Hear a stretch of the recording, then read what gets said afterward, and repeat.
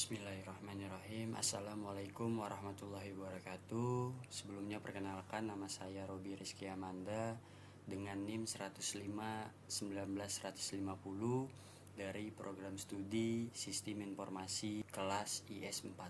Yang saya ingin bahas kali ini adalah tentang Enterprise Architecture. Apa sih Enterprise Architecture? Akan kita bahas di video kali ini. Di sini saya ngebahas 3 framework Enterprise Architecture. Ada Zachman Framework, VIAF, dan TOGAF, serta pengertian Enterprise Architecture, fungsi yang akan saya jelaskan di video ini. Apa sih pengertian Enterprise Architecture? Enterprise Architecture merupakan perancangan proses bisnis dan teknologi di setiap organisasi dan perusahaan, serta kemudian diintegrasikan untuk mencapai suatu tujuan tertentu. Di sini kita dapat simpulkan Enterprise Architecture adalah blueprint organisasi yang merupakan bisnis informasi dan teknologi yang digunakan agar tercapai misi organisasi. Enterprise Architecture dikonsentrasikan pada infrastruktur yang meliputi hardware, software, dan network untuk dapat bekerja sama dengan misi, sasaran, dan tujuan organisasi untuk menjalankan proses bisnis organisasi dengan didukung oleh teknologi informasi. Pembelajaran yang dilakukan untuk menentukan analisis, desain, perencanaan, dan pelaksanaan bagi suatu perusahaan. Ada hal ini dilakukan untuk keberhasilan pengembangan dan pelaksanaan strategi. Seorang Enterprise Architecture menerapkan prinsip arsitek dan belajar untuk memimpin organisasi melalui bisnis, informasi, proses, dan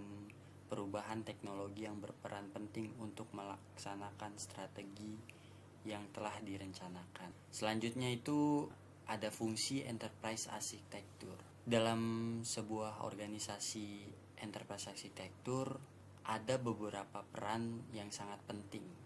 Mengapa? Dalam sebuah organisasi yang tumbuh, tentu saja pengelolaan organisasi akan menjadi kompleks, tingkat rotasi pegawai yang sangat tinggi, sehingga staf-staf perlu waktu untuk memahami kondisi organisasi. Proses bisnis terpecah dan tidak selaras antara divisi. Data yang terbesar sehingga tidak terpadu, tidak akurat, dan sulit diakses. Terkadang aplikasi yang dibuat bersifat redundansi atau tidak ada pada standar aplikasi yang dapat menyebabkan tidak efisien investasi IT-nya sendiri. Pengadaan infrastruktur IT ini tidak terkendali dan tidak sesuai dengan kebutuhan. Dengan adanya problem-problem tersebut, orang-orang mulai membuat Enterprise Architecture dan mengaplikasikannya. Kemudian apa yang dimaksud dengan AI itu sendiri adalah cetak biru organisasi atau blueprint yang sudah dijelaskan di sebelumnya, yang menyelaraskan visi dan misi organisasi serta proses bisnis dengan teknologi informasi dalam perspektif data. Ada aplikasi dan teknologi. Selanjutnya yang ada itu adalah framework Enterprise Architecture. Apa sih framework Enterprise Architecture? Framework bisa didefinisikan sebagai kunci dari pemahaman atas AI yang berperan sebagai suatu struktur logis dalam mengklarifikasikan informasi yang kompleks. Menggunakan sebuah framework untuk mengembangkan AI karena perlu diperhatikan kriteria apa saja yang dipenuhi oleh framework itu sendiri. Di sini ada 9 dari tentang framework Enterprise Architecture penjelasannya. Yang pertama adalah taksonomi completeness, mengacu pada seberapa baik sebuah framework mengklarifikasikan arsitektur aplikasi. Yang kedua ada proses completeness, yaitu mengacu pada bagaimana sebuah framework memberikan panduan dalam bentuk proses atau langkah-langkah untuk menciptakan suatu enterprise arsitektur itu sendiri. Yang ketiga ada partisi Guences, mengacu pada seberapa banyak sebuah framework membantu mindset penggunaan di dalam organisasi untuk memahami pengembangan enterprise arsitektur. Yang keempat ada maturity model yang mengacu pada seberapa banyak sebuah framework memberikan panduan dalam memberikan penilaian atau evaluasi terhadap organisasi yang menggunakan enterprise arsitektur itu sendiri. Yang kelima ada governance guidance, mengacu pada sejauh mana sebuah framework membantu memberikan pemahaman serta membuat model tata kelola yang efektif untuk enterprise arsitektur. Yang keenam itu ada partitioning guide, mengacu pada seberapa baik sebuah enterprise membimbing partisi otonomi yang efektif pada perusahaan sehingga menjadi sebuah pendekatan penting untuk mengelola kompleksitas. Yang ketujuh, adanya vendor neutrality, mengacu pada seberapa besar kemungkinan EA untuk bergantung pada sebuah organisasi konsultasi khusus ketika menggunakan framework tersebut. Informasi availability, mengacu pada seberapa besar sebuah framework dalam menghasilkan kuantitas dan kualitas informasi tersebut. Yang terakhir dan yang kesembilan ini tuh dari penjelasan framework ada time is value, mengacu pada seberapa lama sebuah framework memerlukan waktu yang digunakan untuk membangun solusi yang memberikan nilai bisnis. Ada berbagai framework yang bisa digunakan dalam pengembangan enterprise architecture itu sendiri. Selanjutnya di sini ada beberapa framework yang akan saya bahas. Ada 3 enterprise framework arsitektur itu sendiri. Yang pertama saya akan ngebahas Jackman framework itu apa, dan yang kedua VF framework itu apa, dan yang ketiga itu TOGAF. Yang pertama yaitu Jackman framework. Jackman framework adalah salah satu framework untuk mengembangkan enterprise arsitektur. Adalah framework yang diperkenalkan oleh Jackman atau bisa disebut dengan framework Jackman.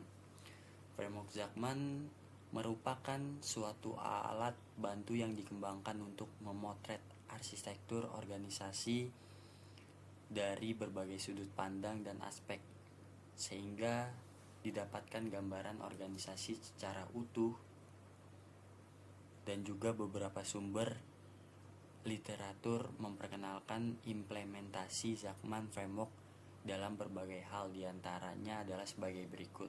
Di sini ada 3 dari penjelasan Jackman. Yang pertama itu adalah merupakan framework untuk mengorganisasi dan menganalisis data dari framework Jackman. Yang kedua ada framework yang memiliki sistem klarifikasi atau skema klarifikasi. Yang ketiga adalah matriks dalam bentuk 6x6 dengan model 2 dimensi.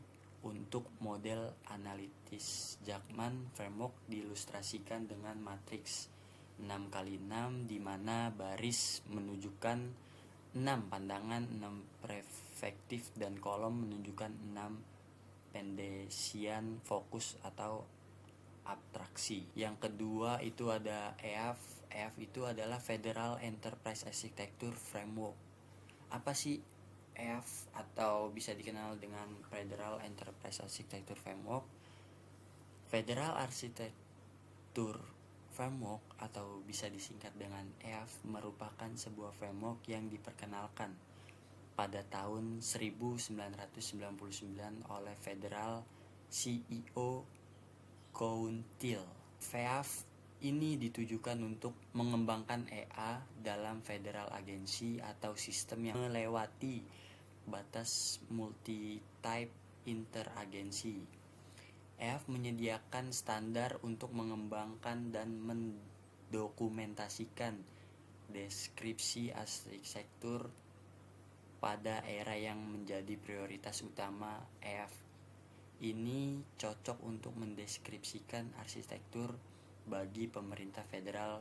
Nah, TOGAF itu adalah kepanjangan dari The Open Group Architecture Technique.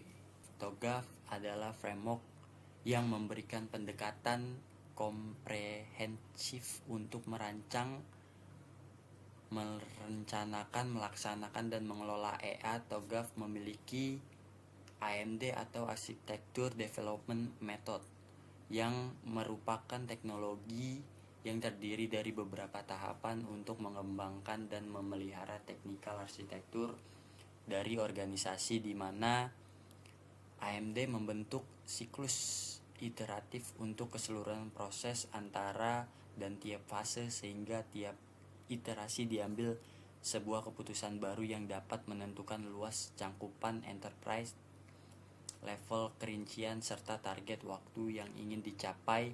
Oleh Open Group 2009 menyatakan bahwa TOGAF AMD juga digunakan sebagai ukuran untuk menilai keberhasilan dari pengembangan EA itu sendiri, di mana prinsip-prinsip tersebut adalah sebagai berikut. Ada 3 prinsip. Yang pertama itu prinsip enterprise. Apa sih? Pengembangan arsitektur yang dilakukan diharapkan mendukung seluruh bagian organisasi, termasuk unit-unit organisasi yang membutuhkan. Yang kedua itu adalah prinsip teknologi informasi, mengarah pada konsistensi penggunaan teknologi informasi pada seluruh bagian organisasi, termasuk unit-unit organisasi yang menggunakan. Yang ketiga adalah prinsip arsitektur, adalah merancang arsitektur sistem berdasarkan kebutuhan proses bisnis dan bagaimana mengimplementasikannya. Oke, sebelum masuk ke penjelasan atau pengaplikasian Archimedes itu seperti apa, sebelumnya saya ingin menjelaskan Archimedes adalah salah satu tools dari sekian banyak tools seperti TOGAF AMD, Bizagi Modeler, VEAF, Zachman Framework yang digunakan untuk pemodelan suatu proses bisnis. Archimedes menawarkan bahasa yang umum untuk menggambarkan pembangunan dan pengoperasian proses bisnis, struktur organisasi, arus informasi, sistem IT, dan infrastruktur teknis itu sendiri.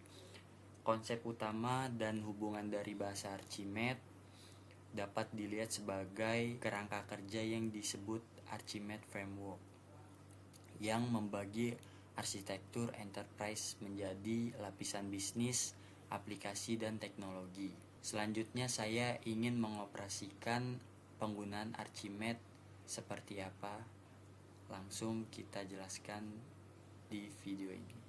Oke, ini adalah tampilan Archimedes untuk membuat pemodelan bisnis enterprise architecture.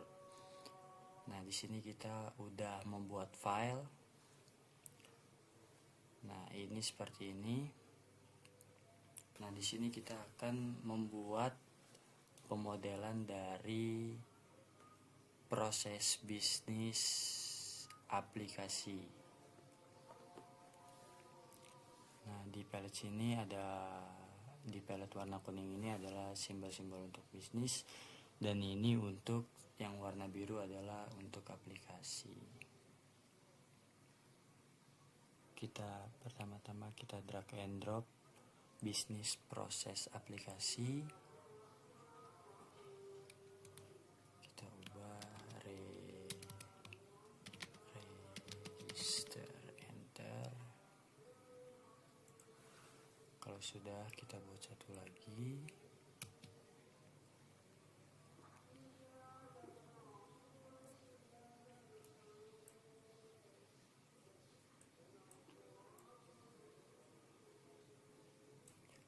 Kita masukkan ke sini. Klik OK. kita kasih nama handle claim. Nah, ini disesuaikan aja. Nah, ini kita copy, dibuat 4. Paste. Sini, oke.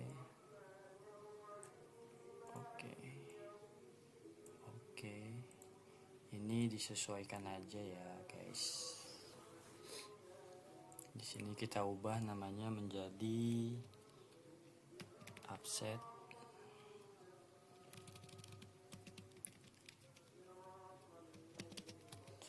Yang di sini kita ubah namanya menjadi value.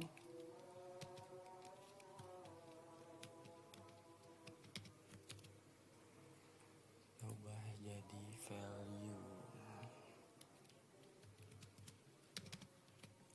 Yang terakhir kita ubah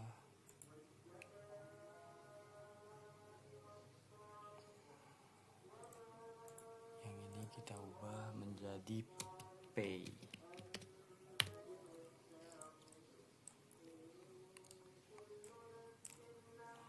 Di sini kita buat bisnis object, kita ubah namanya menjadi notification.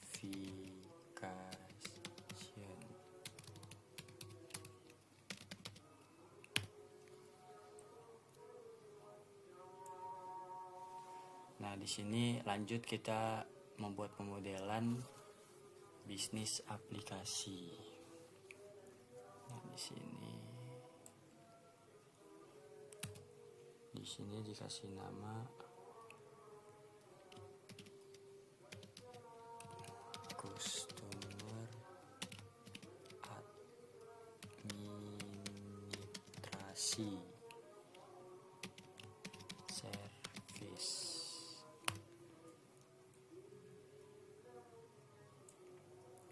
Terus kita buat lagi yang kedua. Di sini kita ubah namanya menjadi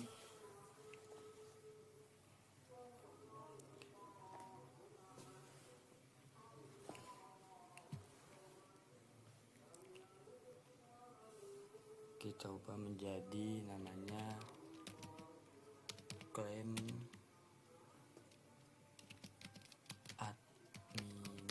administrasi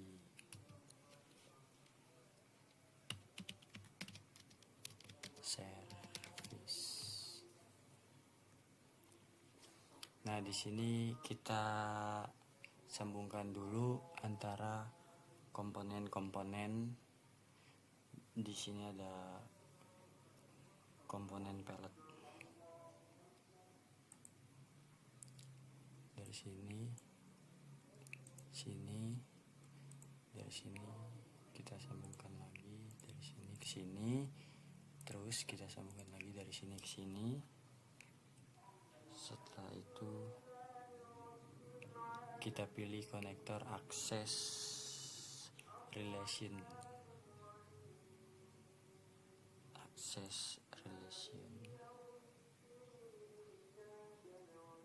Kita sambungkan ini accession relation dari sini ke sini. Sekarang lanjut dihubungkan dari bagian aplikasi ke handle claim, kita hubungkan dari sini ke sini,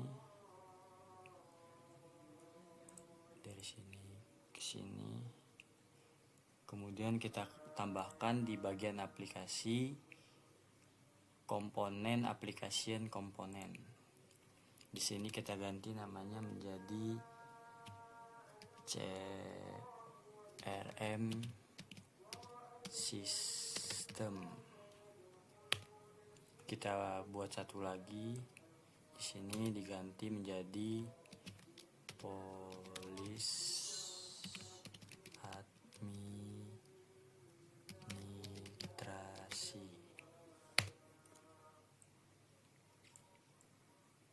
disesuaikan aja dengan kalian.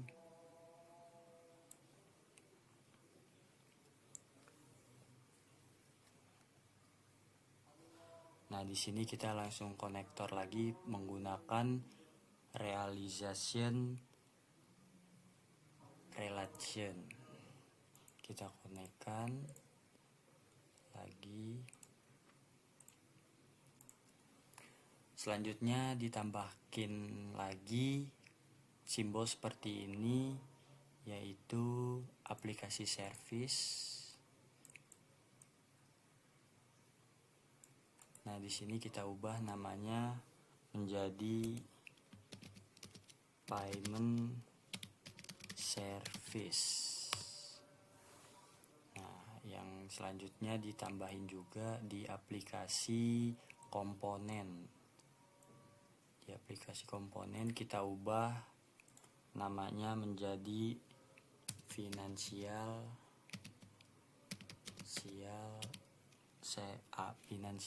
application. Nah, di sini kita sambungkan lagi. Di sini harus dibawa pay. Nah, di sini kita sambungkan lagi menggunakan relation dari finansial ke payment service, dan dilanjutkan menggunakan trigger relation dari payment service ke pay. Nah, selanjutnya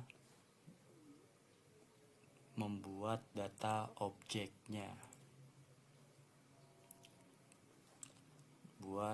Membuat notifikasi, diubah namanya menjadi notifikasi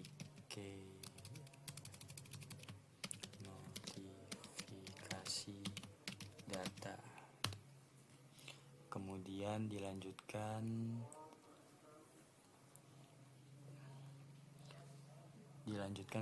menggunakan trigger relation menggunakan konektor. Dari finansial ke sini kita lanjut hubungkan dari notifikasi ke sini. Oke, beginilah cara pemodelan dari menggunakan Archimedes arsitektur yang dijelaskan, dan pengaplikasiannya sangat mudah, tinggal drag and drop aja. Ya, sekian dari saya, kurang lebihnya mohon maaf bila ada kesalahan. Wassalamualaikum warahmatullahi wabarakatuh. Jadi cukup sekian dari saya tentang penjelasan dan penggunaan Archimedes. Sebelumnya terima kasih telah menyaksikan video ini. Kurang lebihnya mohon maaf. Wassalamualaikum warahmatullahi wabarakatuh. Thank you semuanya.